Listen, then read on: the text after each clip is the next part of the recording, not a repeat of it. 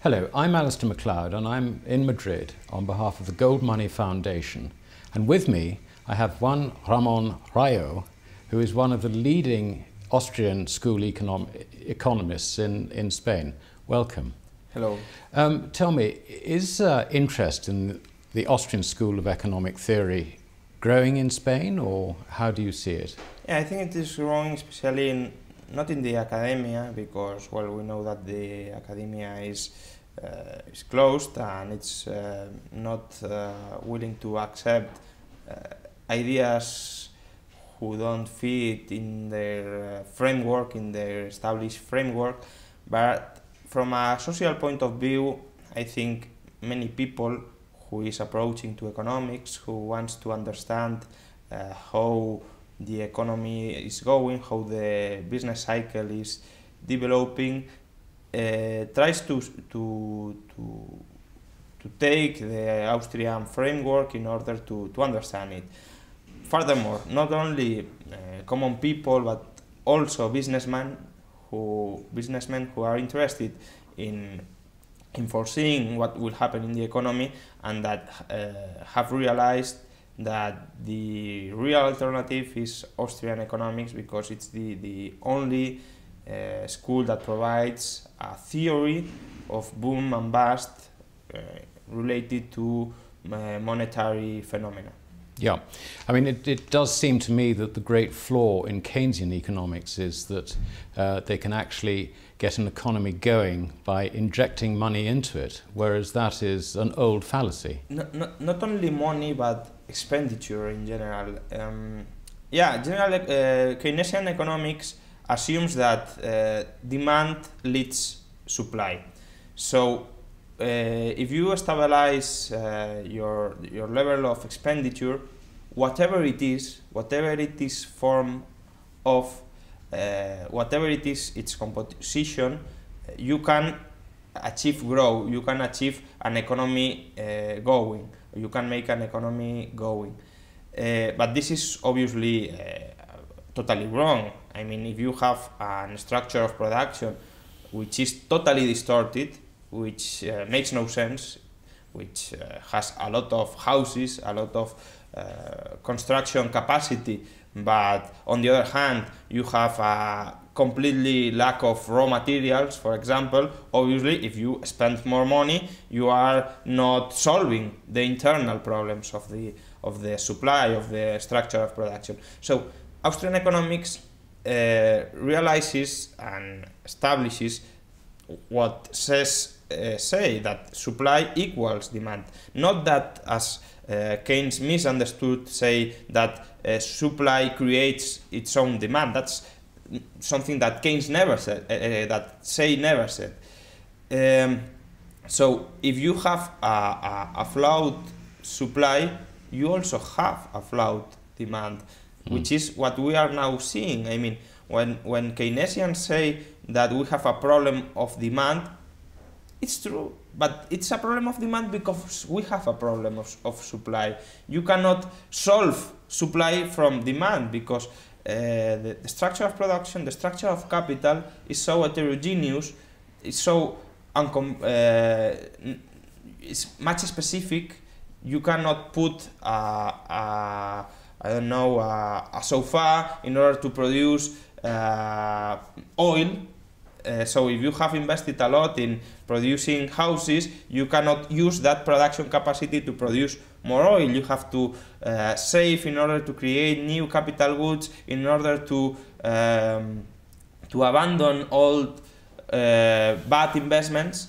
So just by printing money, just by issuing debt by the government, you cannot solve a problem which is more structural, which comes from the division that labor has been divided in a wrong way. You touched on the boom conditions, which have particularly affected Spain. How is that unwinding at the moment? I mean, it's obviously a painful process, but presumably there's a lot more unwinding of that to occur. Yes, especially if you take a look to, for example, United States, you can see that much of the adjustment in the housing sector has been done. Why? Because prices had fall a lot. They have adjusted to more or less their fundamentals. But when you see Spain, of course there are many other problems in the United States, but at least the sector that started the crisis more or less has been adjusted. Problem is that the state has grown, has increased spending a lot, so you have now a public and state problem in the economy. A too big state who is spending too much and who cannot finance their too huge expenditures without monetizing debt, basically. Yeah. But in Spain, the adjustment in the real sector, in part, has been done obviously because when you have 5 million unemployed people, you cannot say that there hasn't been a huge destruction of production structures. But in the case of the housing sector, prices have not fallen as much as they should, not even a half probably of what they should. Many of the enterprises who build houses are still in the business, not because they can pay, but because the banks try to lend them money so that their illiquidity don't turn into a bankruptcy. But that doesn't solve the problem. That puts the problem forward. So if to this situation, which is very complicated because it has been here for 4 years at least, you add that the rest of the economy cannot create more wealth, more business plans which are affordable, which can be financed and profitable, because you have a very rigid, a very inflexible labor market, an energy market which is each time more expensive because government is subsidizing renewable energies, which are a crazy thing. If you add to this framework of the economy, which is very complicated, and a state which has the same problems than that of the United States, but without the printing press, then you have the current situation, because government cannot print money, so private savers see how is the economy, how is the whole society. So how can you repay a debt if your economy is falling and your debt is increasing? Absolutely. And from what you say, that the process has hardly started. And presumably it's very difficult for the politicians, not only in Spain but elsewhere in Europe, to accept that we're now in a sort of period of overall money contraction in terms of bank credit, because the banks naturally have become more cautious.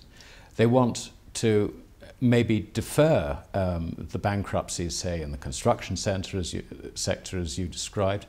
But it's a process, this sort of stopping the banks from contracting their credit is a very difficult thing to control and manage, I would think. It's an impossible process. I mean, the problem is not only that banks don't want to lend, it's also that private people in general, of course you have exceptions, but as an aggregate, if we want to think in aggregate terms, don't want to borrow, because they have reached a point of debt saturation.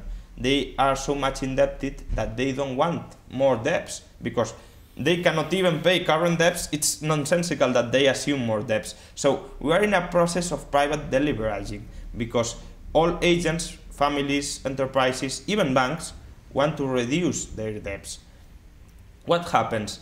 Governments don't want to assume this, because this obviously is painful. You have to go through a process where, well, aggregate demand was composed by future goods, by credit. So if not only the level of credit expansion reduces, but in fact goes back, during a time you have a contraction of demand and then a necessity for restructuring the structure of production, for readjusting the structure of production. And that is painful, that is unpopular. So governments want to stabilize, as Keynes said, aggregate demand. And how they do? Well, if private people don't want to get indebted, they go indebted by other people. So they issue debt and they monetize debt. During a time, well, especially if your currency is an international reserve, like the United States, that may not have bad consequences, or at least bad consequences that you can see. For instance, inflation. You cannot see a huge inflation even when they are printing huge quantities. But in fact, by printing money, you are destroying capital, you are destroying savings, and you are delaying the adjustment process. So society is getting poor, it is more indebted. People want to be less indebted, but governments make them more indebted. They borrow money faster than private people repay debts. And of course, printing money destroys savings, and you cannot have a sustainable economic growth without the savings, of course, to provide the investment for free enterprise and the entrepreneurs to get going again. So this brings us, I think, back to the ECB, who are under enormous pressure from everyone, virtually, with the exception of the Germans, to just open the printing presses. Are they going to give in, do you think? I know that they're not allowed to do it, but rules are broken. I think they will finally do it, unfortunately. And they will do it because they don't want to go by a process of national bankruptcies. They want to keep the euro at any price, even if the euro should have been the European Deutschmark, and finally it will be the European peseta, the European drachma, the European lira. Because you have, if ECB opens the printing press, you are transforming supposedly the Bundesbank, the ECB, in what was previously the Spanish central bank, the Greek central bank, etc. So if the purpose of the euro was to have a more or less hard currency like the Deutschmark, you obviously have failed you have failed in case you reproduce the bad behaviors of those central banks. The logical process would be to force governments to adjust their finances, to privatize all their assets. I mean, Greece, for instance, has a debt of 350 billions of euros, but they have assets. Of course, value can change because assets don't have a fixed value, but estimated value is around 300 billion. So why don't they largely privatize all their public assets, at least to reduce public debt into a half of what previously But where are the buyers going to be for all these assets? Because I think what you're describing is a situation where the whole system turns seller. Yeah. And under those circumstances, having partially destroyed savings, the only savings that don't seem to have been destroyed are all in China and India, and therefore not accessible, as it were, and not readily recyclable, if you like. But they aren't, in part because Western governments don't want Chinese or Indian people to own Western companies. So on the one hand, they want to sell the assets. On the other hand, they're still telling us who's eligible to buy them. That's the point. But even if you don't have access to foreign savings, which is a nonsense, you could at least, if you want to bail out countries, which is not correct and it's not convenient, but you can bail out in a more sensible way. I mean, Germans are the creditors. Why they don't take the assets and pay part of the debts with those assets? I know the price of those assets would be not a market price, because you don't have a market price, or at least a market price in which they are not buyers. So it's not a fundamental price. But at least you could compensate. Yes, I mean it's a better proposition, or more practical proposition than just throwing more money at a situation where that money is just going to disappear, and the countries with deficits are just going to be asking for more money down the road. So I think that certainly makes sense.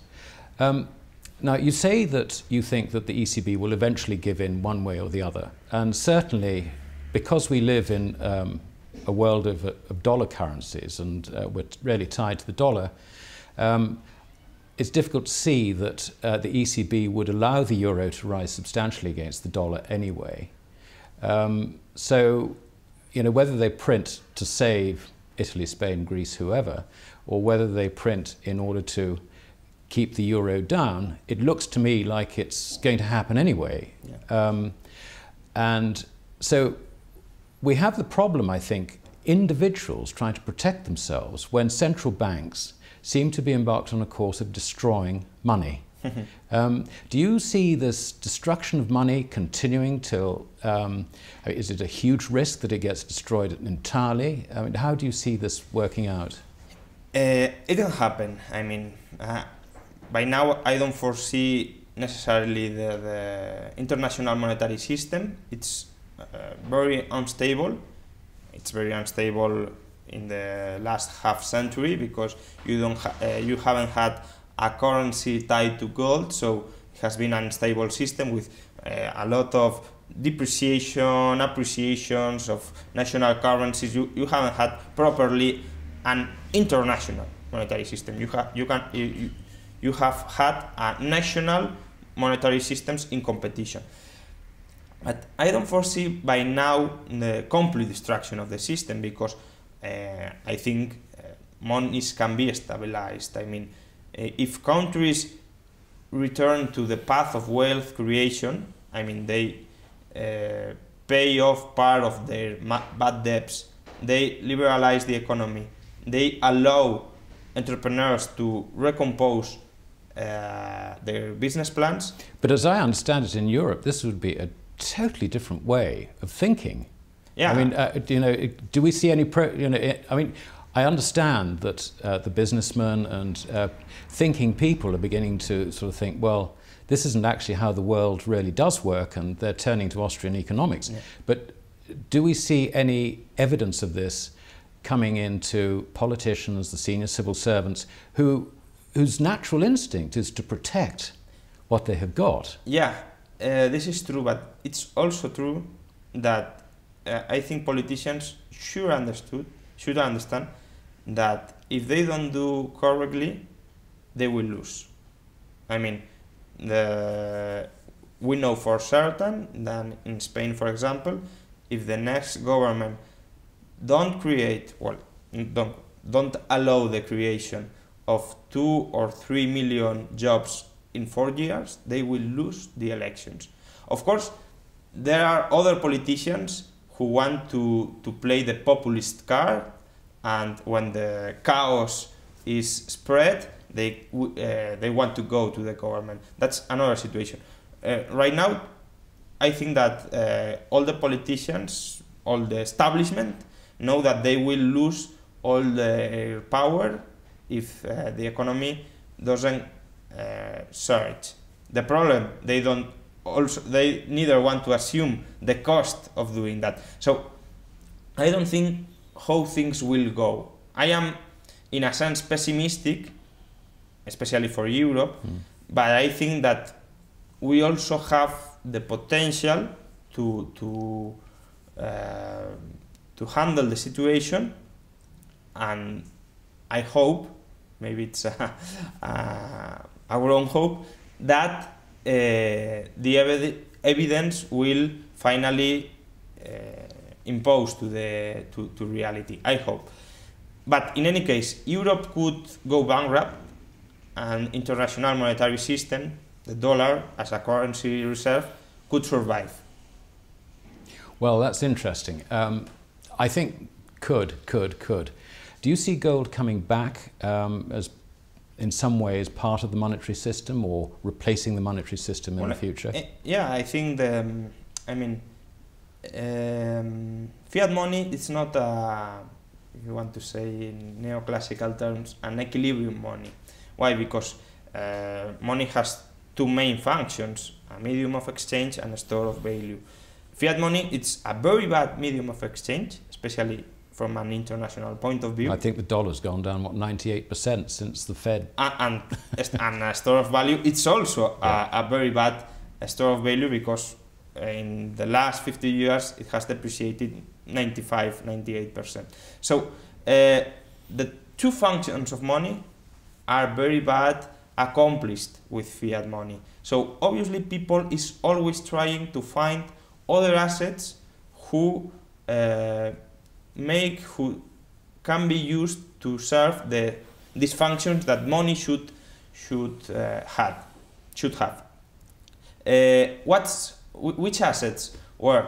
Well, in the last 20 years we have seen stocks being monetized, bonds being monetized, raw materials being monetized, housing being monetized, but obviously those assets develop bubbles.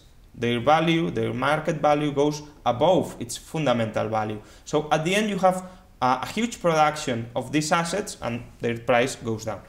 The case of gold is very different, not only because gold has monetary properties which the other assets have in a much less or harder way, but also because gold is relatively scarce. You cannot produce much gold in relation with the stock which already exists. The supply is fixed, the supply, for all intents and purposes. Yeah. Short run is fixed, but even if you increase, I mean, now we are, these last years, in the maximum historical production, annual gold production, but it's 1.5% of all the stock of gold already produced in history. So that doesn't make a huge change in gold supply, so it can keep its purchasing value. So you cannot talk about a gold bubble.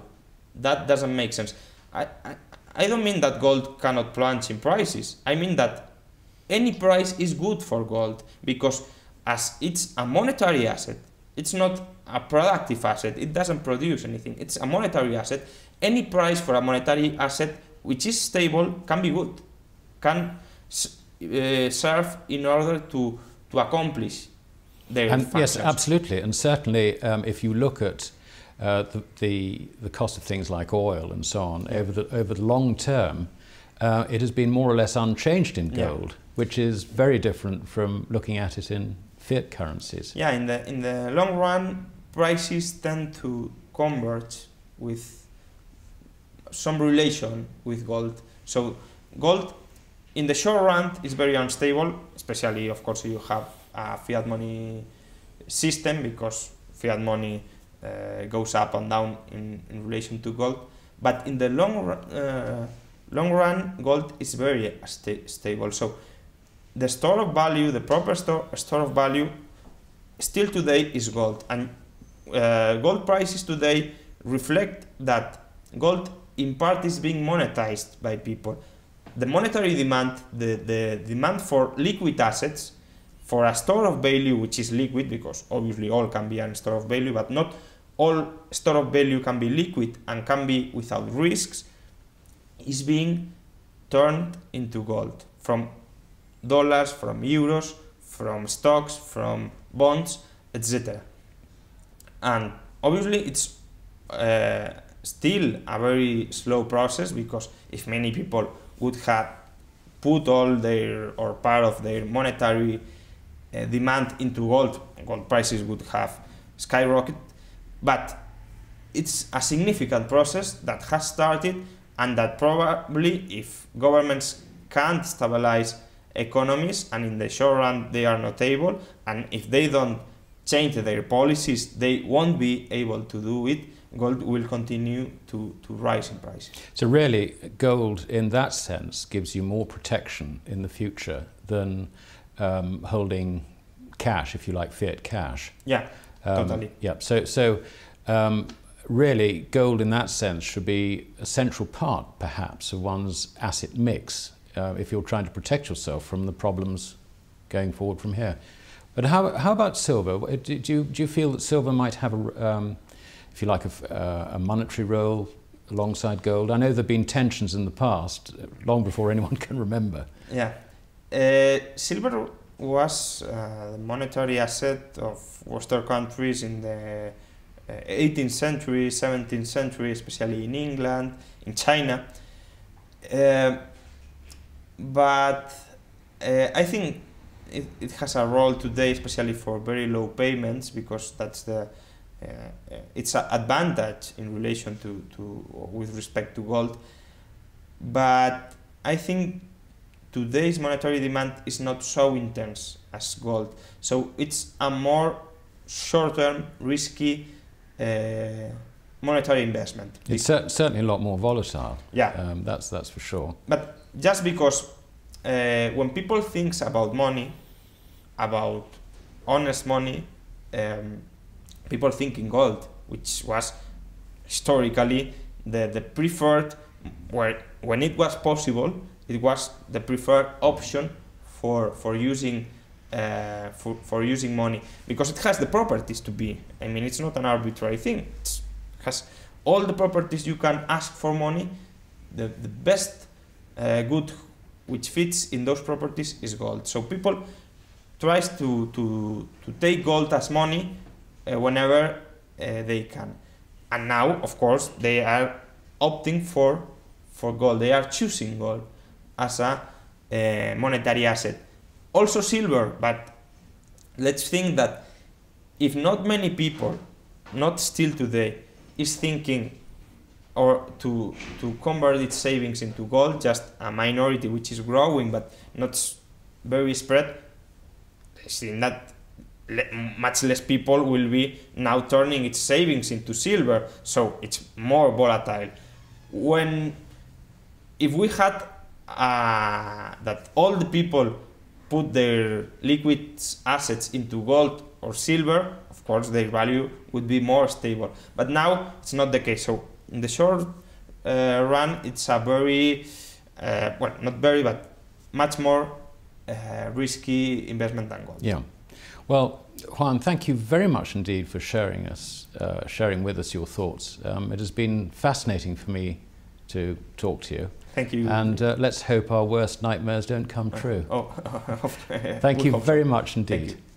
Subscribe to the GoldMoney newsletter at www.goldmoney.com to receive email updates on new articles, videos, and iTunes podcasts from our Gold Research section.